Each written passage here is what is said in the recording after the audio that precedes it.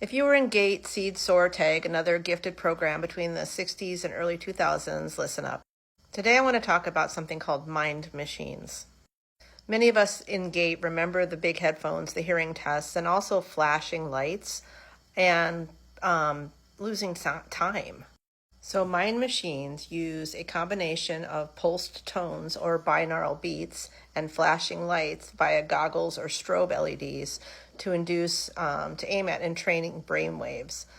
They influence whether you're more relaxed in alpha or theta, focused in beta, or even dissociated in gamma or ultra low delta. They're used for meditation, accelerated learning, and altered state induction.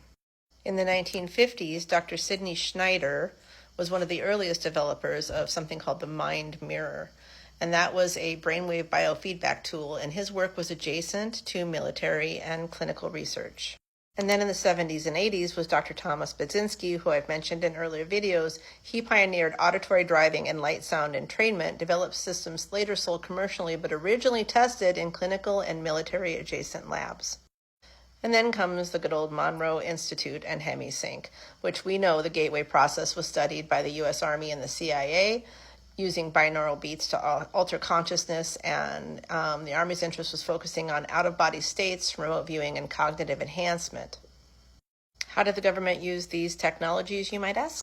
In the 1950s to the 70s, MKUltra was a government-funded program looking into altering consciousness and behavioral control using a whole plethora of different tactics, including some light and sound stimuli. DARPA still today has ongoing research into non-invasive neuromodulation. Projects have used transcranial stimulation, rhythmic pulses, and visual entrainment to enhance soldier performance. We already know about Stargate. And then there's PSYOPs, involving using sensory input to manipulate perception and cognition. Flashing lights and sound cues have been tested for inducing stress, confusion, or suggestibility. Now this gets speculative as it relates to GATE, but many students have reported flashing of light behind the eyes, odd pulsing in the head sounds, being asked to wear headphones or goggles in dark rooms, sudden disorientation or fatigue afterward, or memory gaps. Many report being tested in boiler rooms or trailers, the presence of suited observers behind glass, feeling altered or altered states of awareness. And the idea of enhancing cognition, focus, and pattern recognition in gifted children parallels to early entrainment research goals. GATE and related programs ramped up in the late 70s through the 90s, which overlaps with the commercial and military development of these devices.